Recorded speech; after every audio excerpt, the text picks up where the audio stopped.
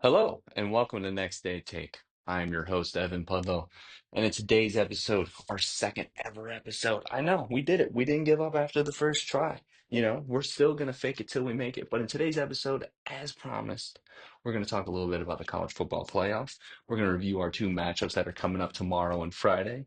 We're going to talk a little bit about these NFL head coach openings. We're going to kind of rank them out, see which team is the best spot for any coach, which coaches are the best coaches available, who's bad, who's good, what the hell are the Ravens thinking, you know? And then we're going to try out some new segments. We're just going to try and talk about some things that, we're going to see what sticks to the wall. We're going to kind of look at the sports world, see some items that we like, see some things that maybe aren't getting enough attention, something that they needs more attention, maybe some weird things. I don't know. But let's get started into today's episode. So, after further ado, let's get started with Miami and Ole Miss. Now, this game, I don't think anyone really envisioned this game coming down to this. I think we all expected Tulane to lose to Ole Miss. I think we kind of all expected Georgia to take advantage of Lane Kiffin not being at Ole Miss anymore. They had beaten them previously in the year, and it was kind of a similar score. It was in that 30, 35, 40 point range, and it was just offense, offense, offense, which is something you don't see out of Georgia. But you expected Ole Miss without Lane Kiffin not playing, a group of five team.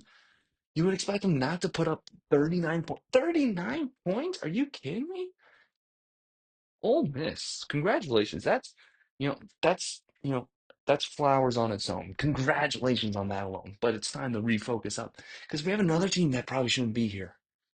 Miami plays A&M in the round one in College Station, and not only do they win, they hold them to 3 points.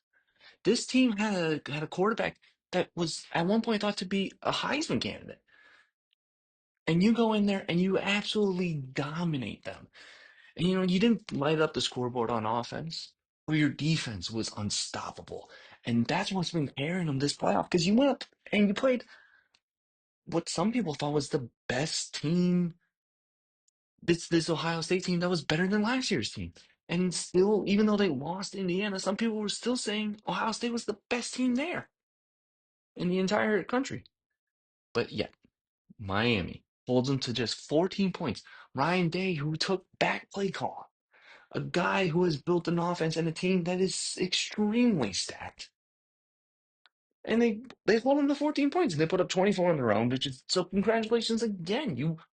You have exceeded expectations twice in a row for both teams, and yet here we are colliding in the semifinal round here. So the opening line of this game has Miami as a 3.5 point favorite. Which one is it? Yes. So they're in a 3.5 point favorite right now on ESPN. Moneyline has them as minus 170. Um, so let's get started with this game. So instead of talking about the background of both of these teams, because I think that's been beaten to death a little bit. No, how Miami has fallen short in games they should be dominating, and how they've risen up to be this team to beat early in the year. And that Carson Beck was such a great talent and such a great prospect, but is underperforms in all the biggest situations. And we've heard it all about Lane Kiffin and Ole Miss and this coaching situation. And, are the offensive coaches coaching? Are the players leaving? And we're just tired of this. We're all tired of this. We're not tired of it, but let's just talk about the keys to victory for both sides. So let's start with Miami here. It's got to be all about controlling this Ole Miss offense. The last 2 weeks, the last 2 weeks of the playoffs, we've seen Ole Miss have a dominant offense.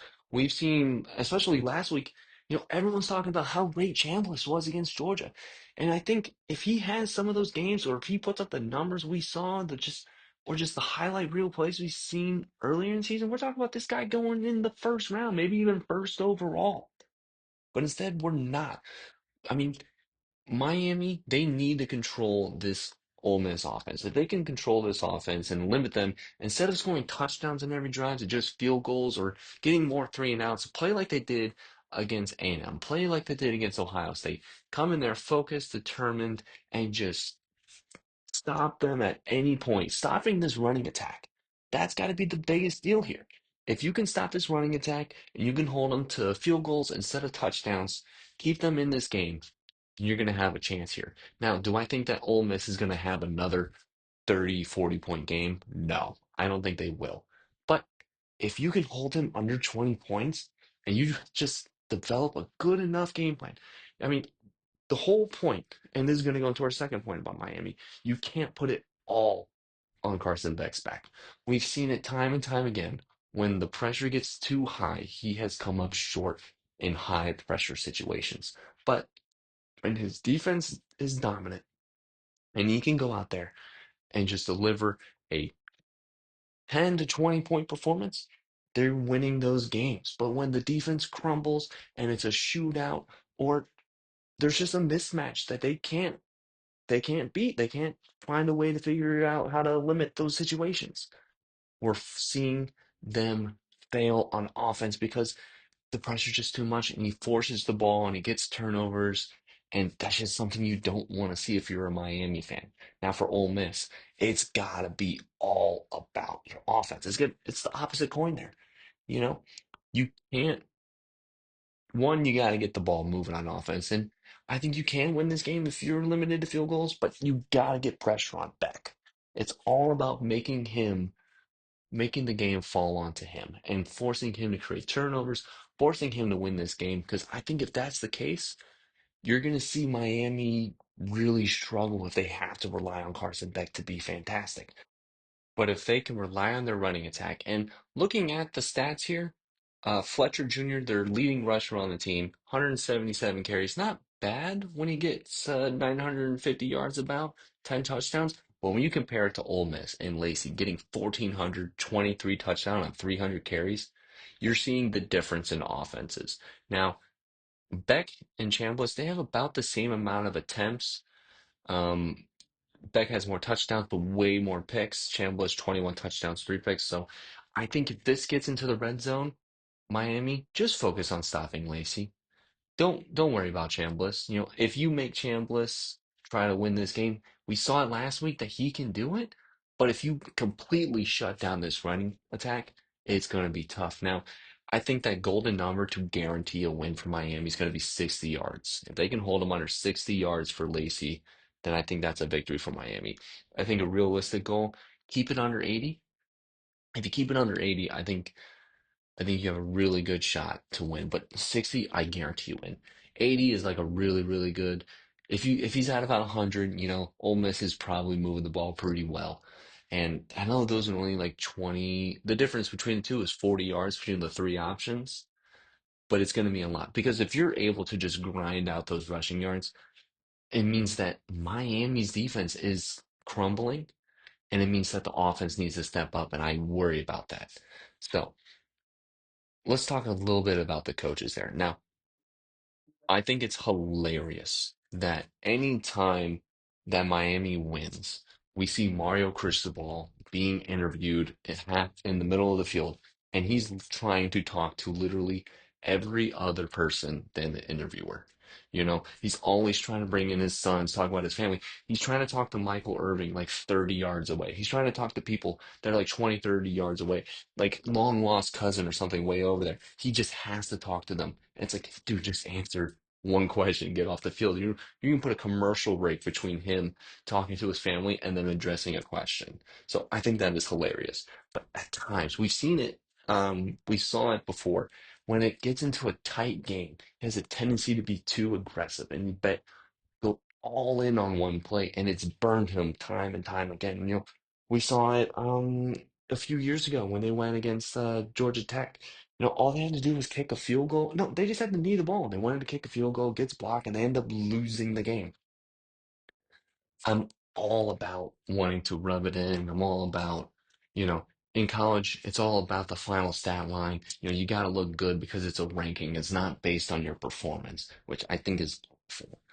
But because at the time it's all about how you're viewed from a voter's perspective, I understand why he went for it. Still a horrible decision because you couldn't clamp down and get the win. But if he's too aggressive in his play calling, if it gets tight, then I am going to be leaning more towards Ole Miss. All right. let's talk about Ole Miss coaching. And we're not going to talk about Lane Kiffin and all the offensive coaches and whether or not they're staying or not. We're going to talk a little bit about what I originally thought that Pete Golden, I thought was a bad hire. I'm a lot of times when you see people elevated from a position and they weren't talked about. I don't remember Pete Golding talked about in the channels for like the Florida job or whatever job was open at the time or coming up in the future. You kind of always hint about a coach or two, throughout the season, like, yeah, this guy's got potential, whatever. I didn't hear Pete Golding at all for any job.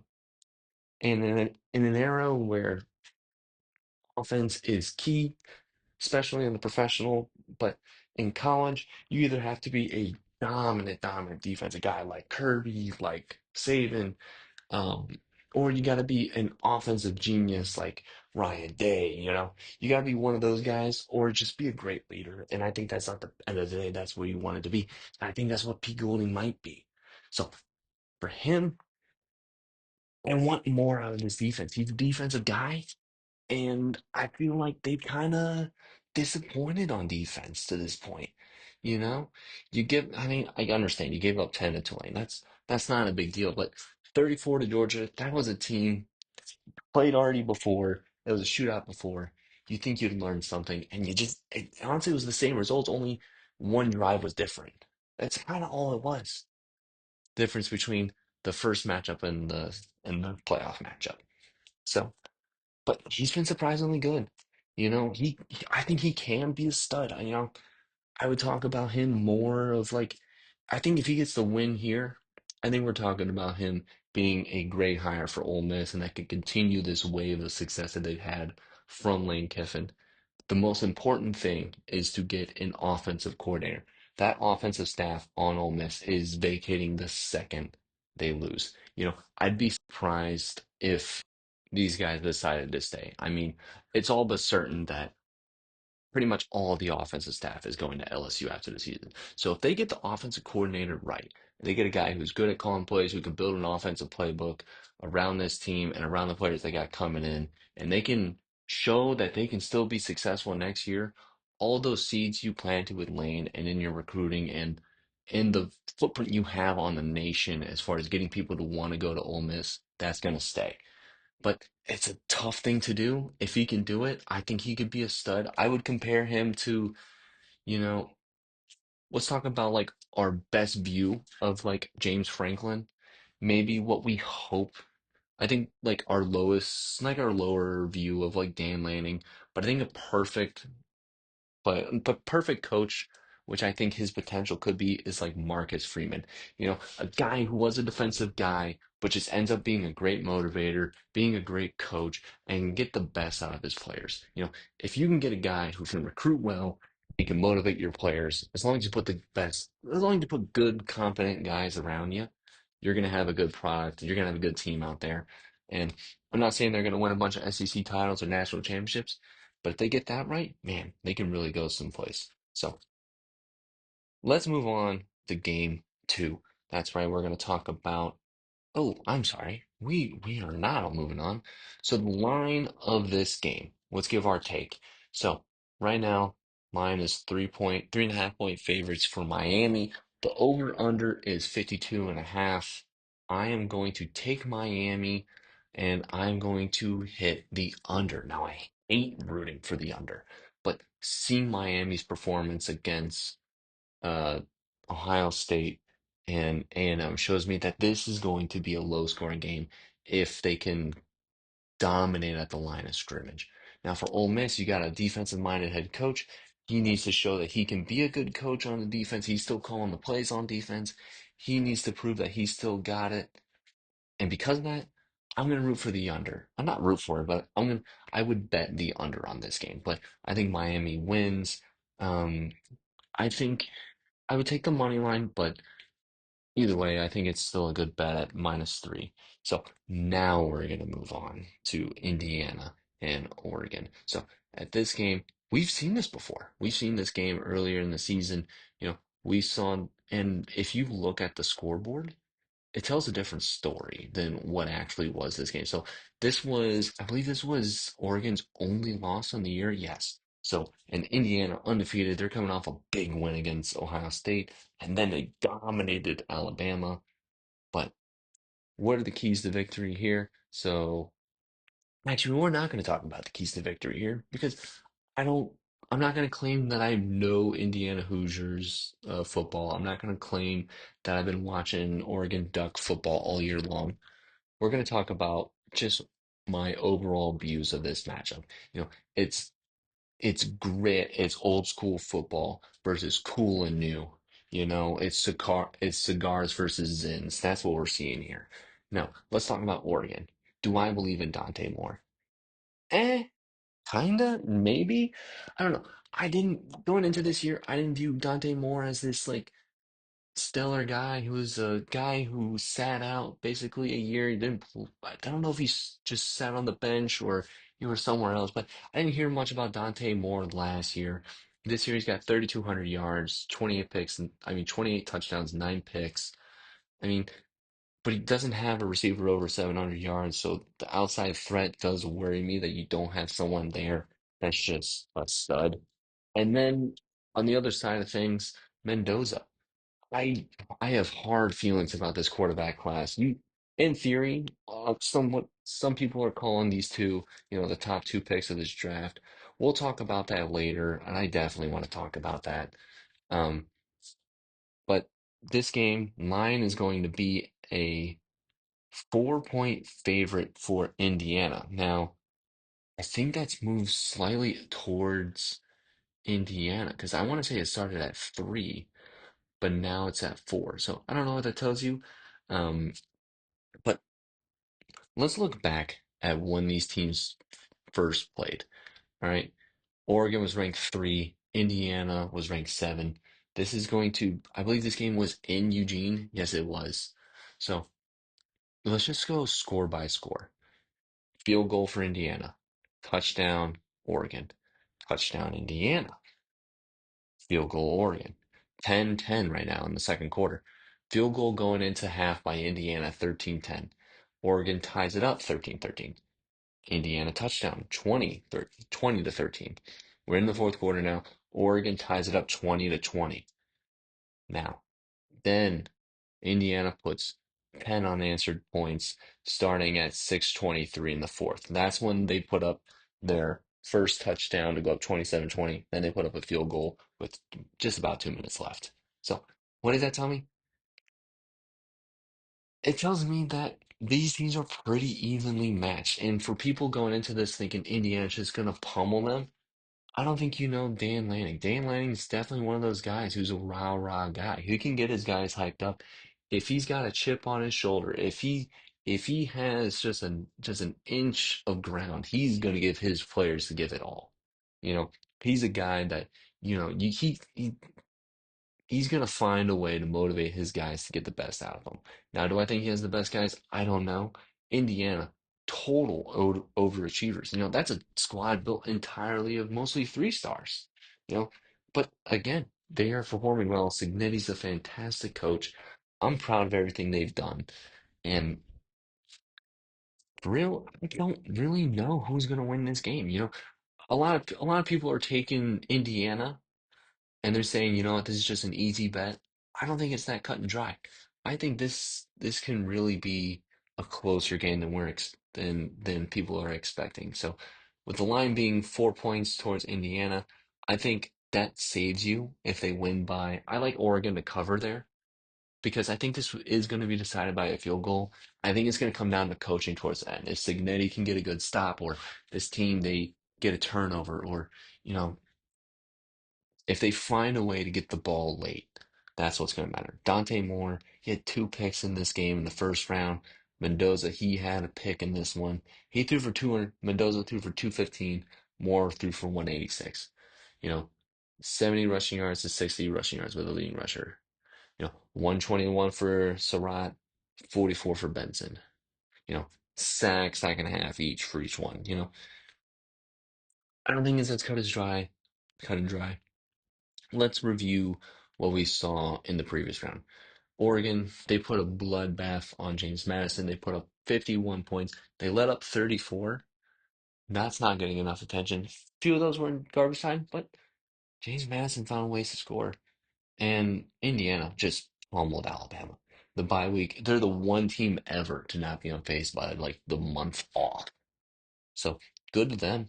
Good to them for staying true, staying focused, and getting the job done. But I think because of how close that game was last time, and I think Oregon may have been looking a little bit ahead when they played James Madison.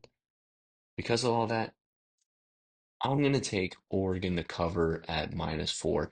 Even if you want to do -5, I don't know why you would. You save yourself with the field goal, and I don't think it's a bad bet to maybe even go Oregon money line. You know, this is a good team. They're definitely going to be um they're definitely going to be really hyped up. They're going to want to come out hot and they're going to want to be on fire. They're going to want to be physical. But I think Indiana might win that battle in terms of physicality. I think key factors for this game, if Oregon can hold Surratt, they can control him. Make sure he doesn't get, those 7+ catch games where he just dominates. Hold him to, you know, hold him to under 5 catches, keep him out of the end zone. Not saying you put the ball in Mendoza's hands, but make sure do the best you can to not let him cross midfield because they've been insanely efficient when they cross midfield and especially when they get into the red zone and scoring touchdowns. So the line's 47.5 on this one. I'm taking the over. This game scored 50 last time. I think it's going to be close. I don't think it's going to be that close again. I'm going to say this is going to be a 24-27 Indiana win, but Oregon's going to cover. So moving on, we're going to talk about our next topic, and we're going to stay in the realm of college football. We're going to talk about the NFL draft a little bit. So here is our news segment that I want to do that I kind of want to be I want to consistently do this segment because I think it's going to be fun. I'm going to call it My 5 Minutes. And what this is going to be is just whether it's current, whether it's not current, it's going to be something sports related. And it can either be something that I think needs more attention, has no attention, or something that completely only is important to me that I just need to put out there. But we're going to talk about this. No, and here's my take. No quarterback should be drafted inside the top 15, maybe even the first round. All right. I'll say that again. No quarterback should be taken in the first round or at least the top 15. Let me explain that. So, our top two guys in the draft are Fernando Mendoza and Dante Moore. Now, we were talking a little bit about them. We're going to see them play this week in the playoff. And last time these two played, wasn't really super inspiring. 215 yards, 186. So under 250 yards each. Mendoza's a Heisman winner. I didn't like that win. I didn't like that. I think Mendoza is a bit overrated. I think he's incredibly smart with the football. I think he's incredibly efficient. My comparison to him, I like him like Jared Goff. I think he's like Jared Goff, where he's not going to win you games, he's not going to lose you games. He can manage the hell out of the game, though. He can manage the hell out of the game. He's not going to, outside of having Ben Johnson, Jared Goff, Jared Goff on his own struggles. If he didn't have Sean McVay, if he didn't have Ben Johnson, his career would have been over by now. All right, let's be honest. So if he goes to a team, and he's projected to go to the Raiders right now, number one overall. If they get a good head coach who's going to be at the hip with him, offensive minded, and they can get a very, very good game plan together and one focused around his strengths and not his weaknesses, maybe he can pan out. But I don't see a reason why you'd want to have Mendoza on your team. He is not a particularly he's not like Joe Burrow where he's putting up the biggest numbers, where he has a strong arm.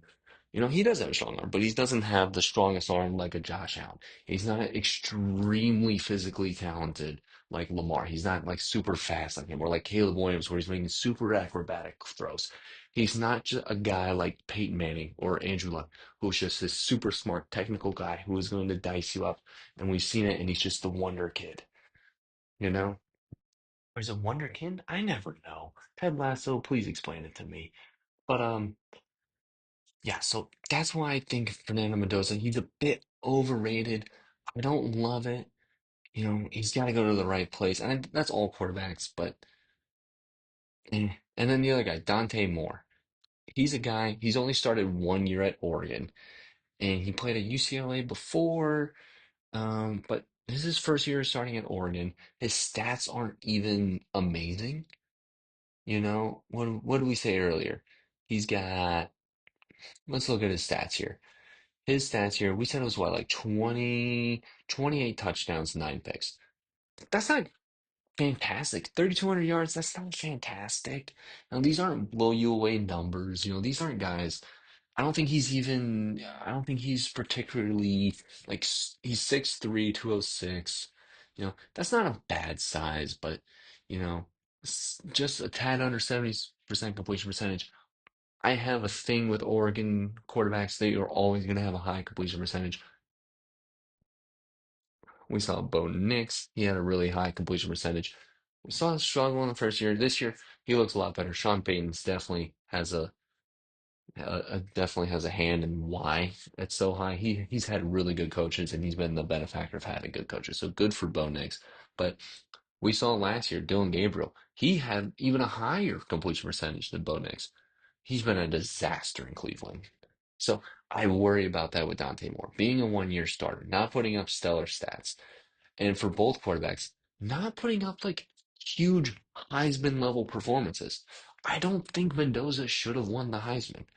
What was it? He had like one game where he threw for over 300 yards. His red zone efficiency is great, but congratulations, you played nobodies, and you weren't counted on to win games. You can count you're gonna count his Heisman moment against Penn State, but even then, now it's just, I don't know that. I think the Heisman, I don't think it should have gone to Pavia.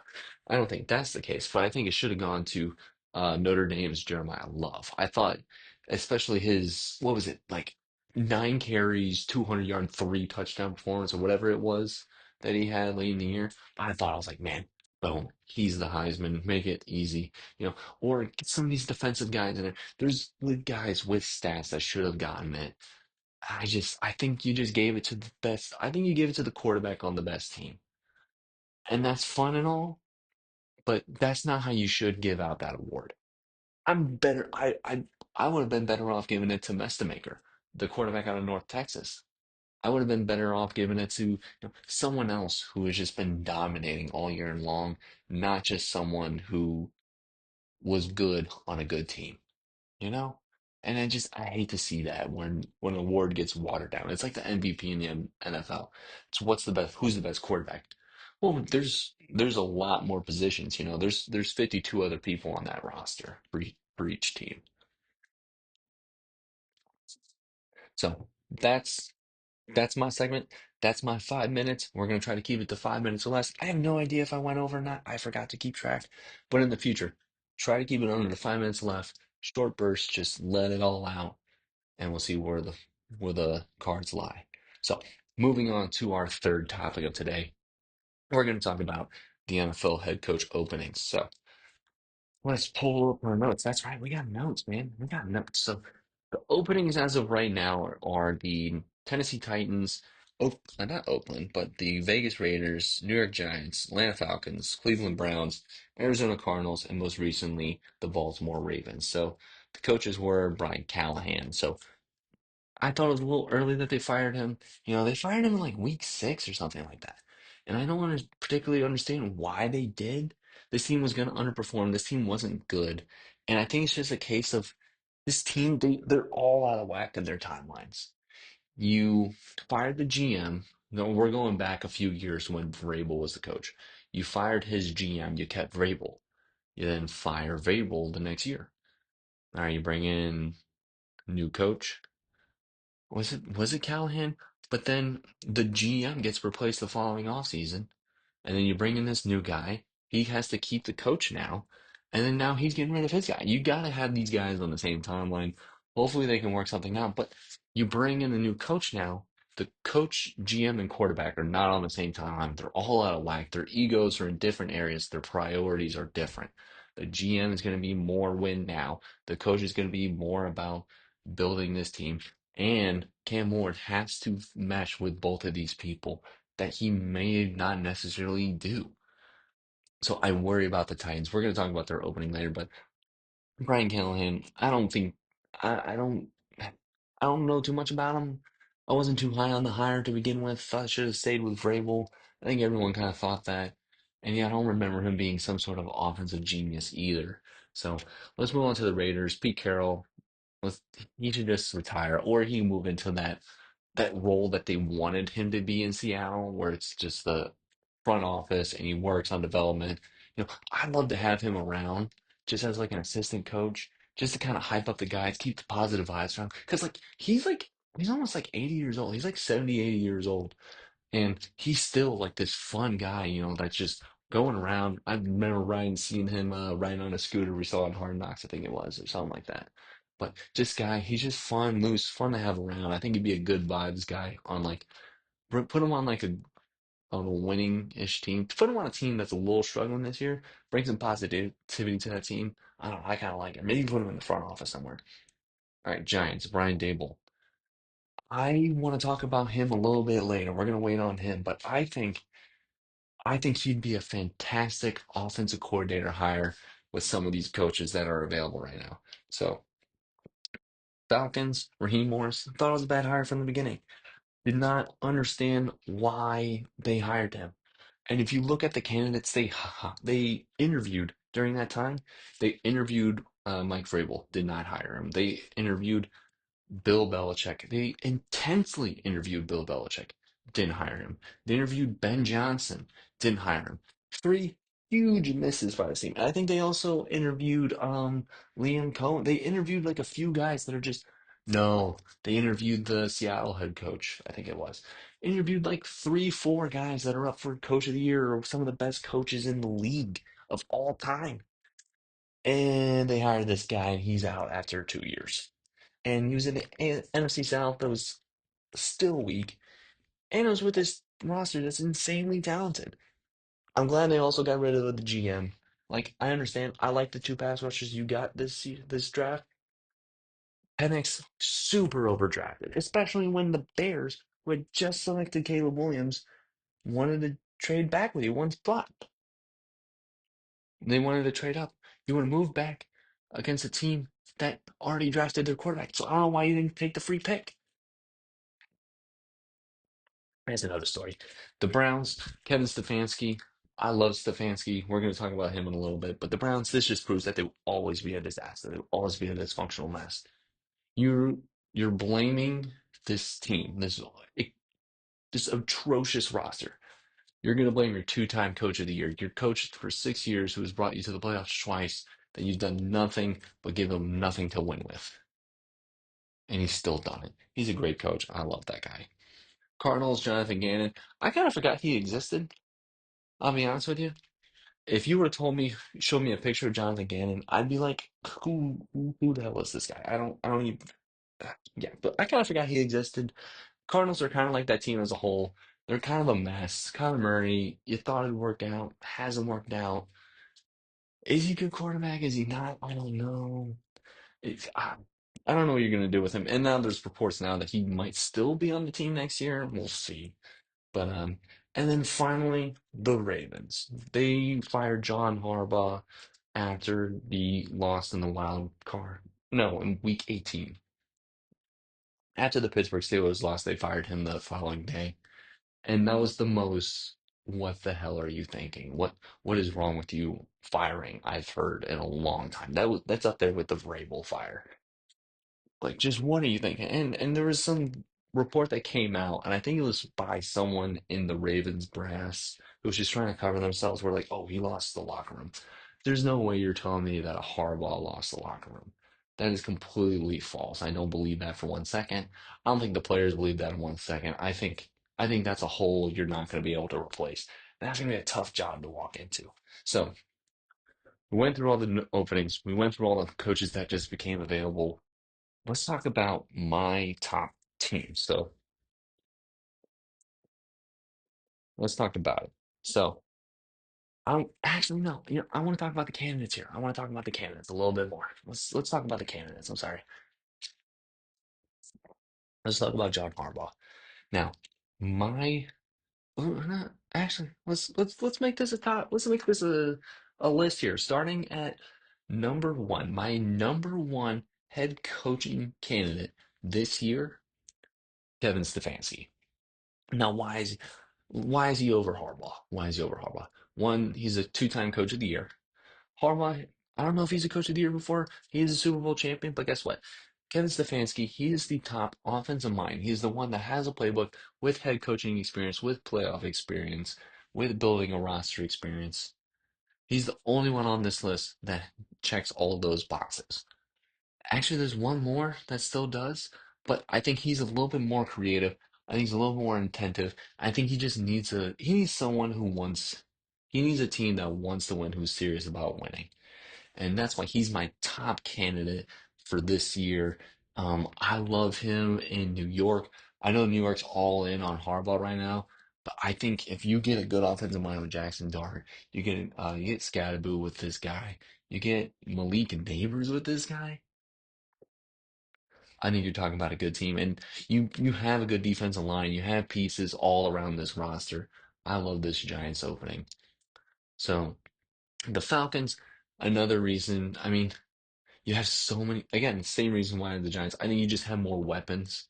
I think you have a ton of weapons on this team, and I think he's one of the guys on this list that can get the most out of them. I don't know if they're going to get it right. I'm talking about the Falcons, but we'll see. I also like him on the Titans. If he's wanting a full rebuild, he wants to do it right. I like him with Cam Ward. I think Cam Ward can run an offense. If you give him if you give him time, you give him support, and you go out and you get the players, and you go out and you're not afraid to spend money, move up in the draft, and build a real roster, be serious about winning, I like him on the Titans. But if the ownership isn't, or the management isn't, then I don't think that's a good fit. Ravens are my best fit for Kevin Stefanski. Why is that? I think the Ravens are immediately panicking. They're in win now mode. They think their window has just about closed and they need to do something now. And that's why they got rid of Harbaugh. Well, guess what? This is not really a year with a ton of great candidates, and you just released the top one basically. But oh, man, the Ravens are so stupid. But I think it'd be a good fit. You know the division really well. You get a quarterback that's you get your quarterback. If you're Stefanski, you get your quarterback that you know you can build around, that you know is going to be good. You have a good running back. You got good receivers. You have a great defense. Get the right defensive coordinator in there, and you're looking really good. So if the Ravens, if they want to win a Super Bowl next year, if they want to be a team that's just going to dominate, you got it. If you want to win now. I thought you should have kept Harbaugh. I don't understand why you fired him. You had extreme circumstances in consecutive years. You've had injuries to Lamar. You've had, you know, end zone drops. You've had fumbles. You've had plays that are completely outside of Harbaugh's control, and you're giving him all the blame. I just don't understand it. So my number two, my number two coach, obviously, is going to be John Harbaugh. And he's the clear-cut number one guy for a lot of people. He's a cultured guy. He's a great coach. New York's all about him. I think that's not a bad fit. Um, and I've heard the Falcons. I don't know if it's a great fit. He'd have to get the right offensive coordinator. I think if you pair Harbaugh with Brian Dable, I think that's a great offensive offensive mind with a very um fundamentals coach like Harbaugh, you're going to get guys doing the right things and you're going to be creative about it. I like that. I like that combination. I think that could work in Atlanta. And then hear me out. This is the one team. If the Browns are serious, if they're truly trying to turn the corner, and if they want to win. They want to turn the corner around. I think you give John Orwell, you give him an 8-year deal. You give him a long deal, you give him a lot of money, and you turn this culture around. And you know what? Whether they're good, they're bad, what have you, for the next 3 years or whatever, you turn the culture around and you build something that isn't a laughing stock. I think that's something that the Browns could do. Now it's going to cost them a ton of money. Do I think the Browns do this? No. I think they're going to hire some of these bad candidates that we're going to talk about in a second. All right. Top two guys, a lot of praise for them. Let's talk about our next two. So, my my favorite coach on this list that was not formerly a head coach, that's going to be Clint Kubiak from Seattle, the offensive coordinator there. I love what is it, Mike McDonald? McDonald, that's the head coach there in Seattle. I think he's done a fantastic job with defense. They are punishing, they are fantastic.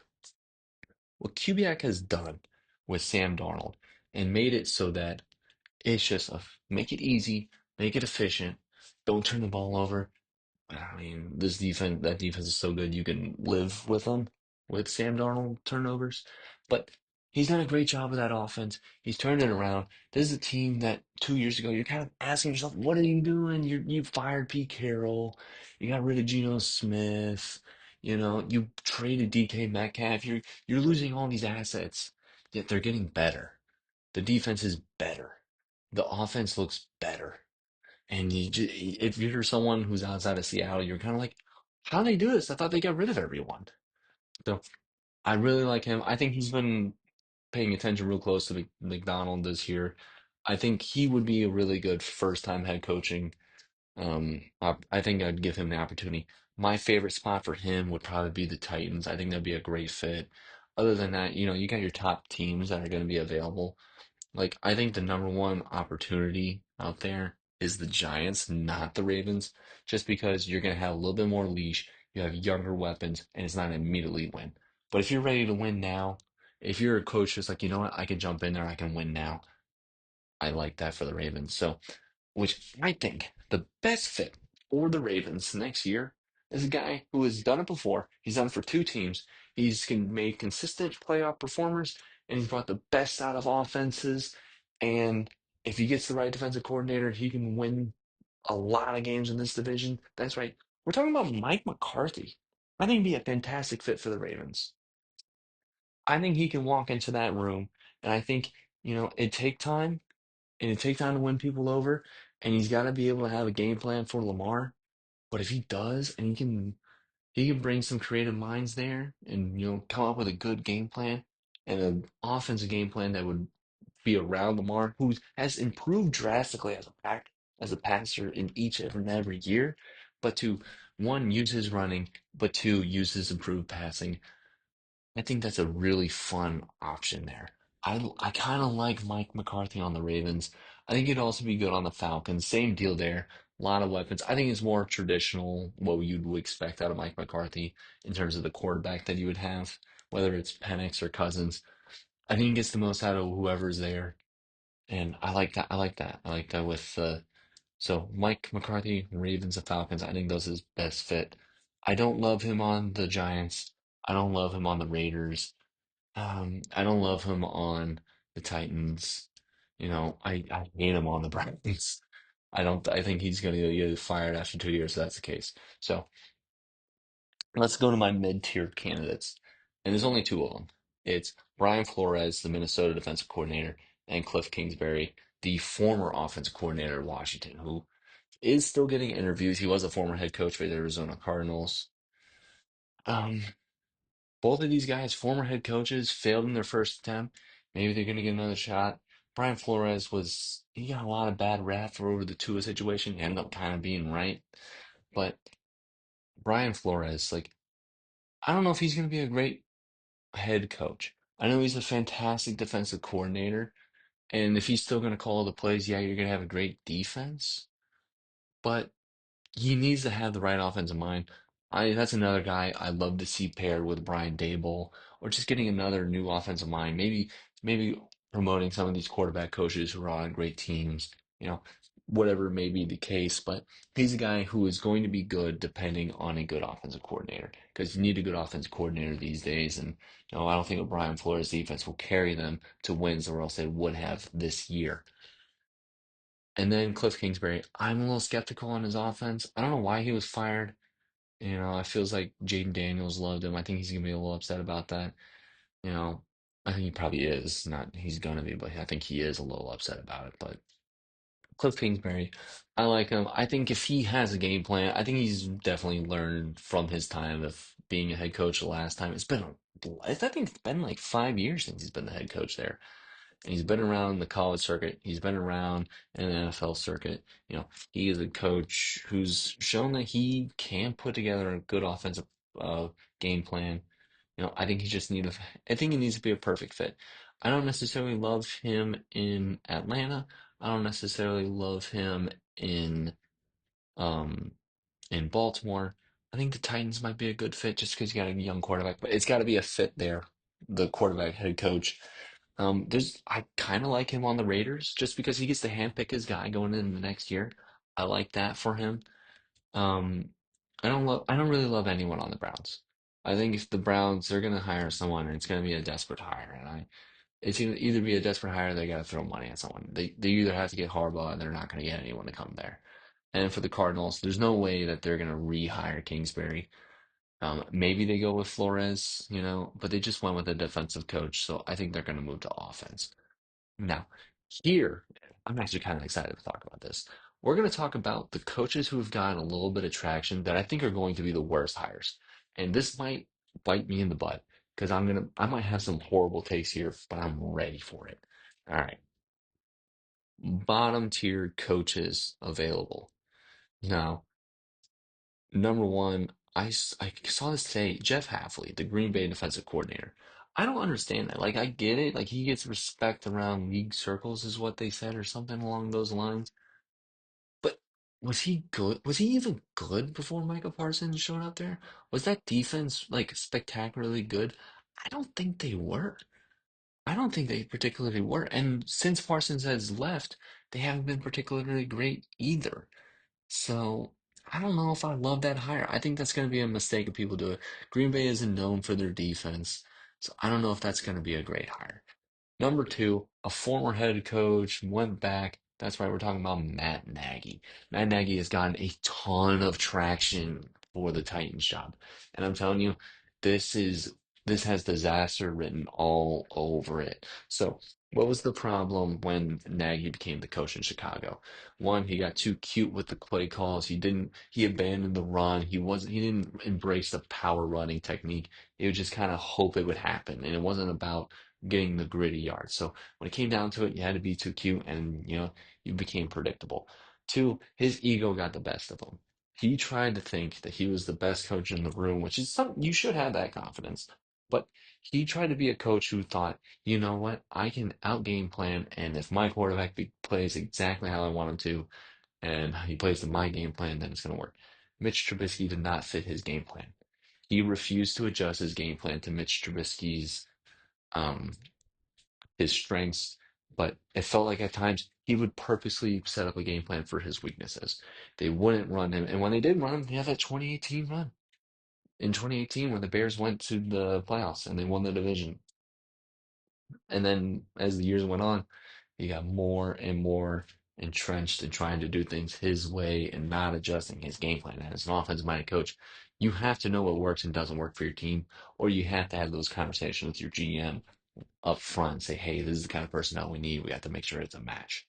So I felt like Nagy the first time around, he was just doing anything he could to get a job. I think he's going to be a little bit more selective this time around. So why I think it has disaster written all over it is because Cam Ward kind of reminds me a little bit of Mitch Trubisky physically wise, not in terms of performance. Mitch Trubisky was a 1 year starter. Cam Ward, he's been starting all over. He's an underdog, you know. But you're going to have a guy who's mildly athletic running the ball. I think Cam Ward's pretty athletic running the ball. Mitch was pretty good running the ball, who has a pretty good arm, struggles at times with accuracy and decision making. I think you could have disasters, and he's not going to have. There's not a lot of studs on this team, so he's going to have to get a long runway. And I don't know if the team is going to be around him that long because the team turned on him really quickly after 2018. So in 2019, the Bears come out and it was all hype, all hype, all hype. They come out, they're just not as good. They miss the playoffs and the team turns on him. 2020 2020 comes around and it's basically over. The entire team hates him, but it's a COVID year, so you got to keep him around. What do you do after that? You draft Justin Fields. You do this whole quarterback controversy where you bring in Nick Foles, you bring in Andy Dalton, you bring in Justin Fields. You're just trying everything you can to get the quarterback right, and it's like these guys are all wildly different in their skill sets. What does Matt Nagy want as a quarterback? I do not know. And he put his entire career on Justin Fields being great, and Justin Fields has been nothing but great since leaving Chicago. In Chicago, he looked pretty good as a project. It's all about can you get the ball out quicker? Can you get the ball out on time? Can he play quarterback and not running back? And he just continued to play running back, especially on the Jets this year. We saw that. We still play a little bit better on the Steelers. But anyway, that's why I'm not really a big fan of Matt Nagy. I don't know why the Titans are all hot and heavy about him, but they are. Next up, Davis Webb. I saw this today, and my first reaction, was, who the hell is this guy? He's the Denver Broncos quarterback coach. He's not even a play caller. He's not even the offensive coordinator for the Broncos. Why is this guy getting head coach interviews? I don't understand who this guy is. I don't think you can make a quarterback coach the head coach. That's a leap. I think hiring him as a play caller, as an offensive coordinator for maybe Brian Flores, some of these other guys that are higher on this list, maybe that's a good idea. But at his current position, I don't believe in that whatsoever. That's a big leap. Finally, last candidate we'll talk about, Robert Saleh. He was he was a I don't know if he was a bad coach for the Jets. I feel like he was a bad coach for the Jets. It felt like he demanded more than his players were capable of doing. And yes, they were derailed by injuries and they kind of put the nitrous on to get the job done and get to the playoffs because they signed Aaron Rodgers and it went from a team that was, you might be able to make the playoffs to you have to win the Super Bowl. And I don't think he was built for that. That defense, it was good. It was all pretty good with first year of Sauce Gardner, but it fell apart after that. Defense wasn't good. The team turned on him, and it didn't feel like he had a good grasp of the locker room. Now, since then, I think it's been too soon for him to move on. He took a year off, I think, or he might have went to Green Bay in like assistant role or something. I don't know, but he then goes back to San Francisco where he was before he was hired to be the head coach of the Jets. So he goes back to San Francisco. He becomes the DC this year, and the defense has not been good for San Francisco. We watched that Bears 49ers game. You know, there was no defense to speak of. No, this 49ers defense was not great this year. And because of that, because of his former performance as a head coach, because of his defensive performance this year, I'm not high on Robert Saleh. Do I think he'll get some interviews? Yes. Do I feel bad that he's taking them? Yes. I don't think he deserves to get those interviews. I think there's better guys out there. And honestly, I think that Robert Saleh, he needs more time away from the game. He needs more time away from being a head guy or thinking about that.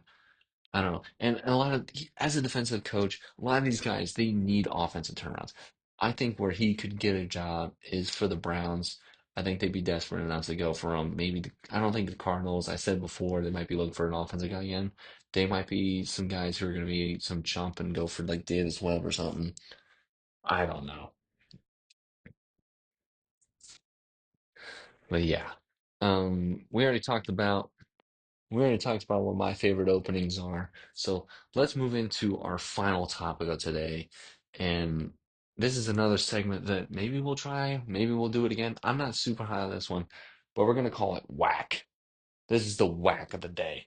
So this is what we're going to do. We're going to talk about something that you're like, whoa, that's real? And I honestly hadn't vetted this too much. I don't really want to either, but I thought it was really interesting. So the whack of the day is that all three NFL teams in Florida, being the Bucks, the Jags, and the Dolphins, all three of those teams have the same record over the last 3 years, 35 and 33.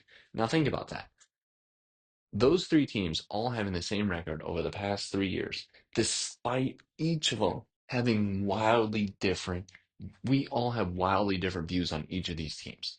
The Bucks, we've looked at them the last 3 years as, hey, this is a team that can go into the playoffs, they can get hot and then go on a run, and they can go the distance, especially this year. We have looked at Baker as an MVP candidate this year, and yet barely above 500.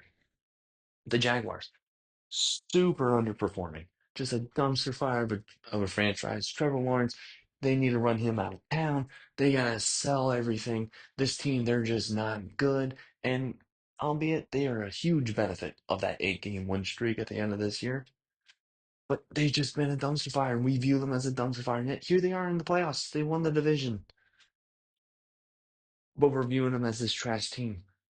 And then the Dolphins, 3 years ago was that first year of Mike McDaniels, and they grossly overperformed. And you're like, whoa, this team could really make some headway in year two with Mike McDaniel. And then year two, they get injuries. They just don't live up to potential. And it's like, ah. And then this year was a bad year as well. So we get the high, medium, low expectation for all three teams, yet we got the same results. And I just think that's whack. I think that's crazy how and I think we're all guilty of this. We fall into these media and just the media expectations of these teams, what we read, or how we view these rosters on whether or not they're going to be all stars, they're going to win the Super Bowl, they're going to win the playoffs. Performance wise, are these guys going to throw for 4,000 yards? These guys going to rush for 1,000, receive for 1,000 yards? And we forget to realize that over the span of 3, maybe even 5 years, this team's going to have huge ups, huge downs.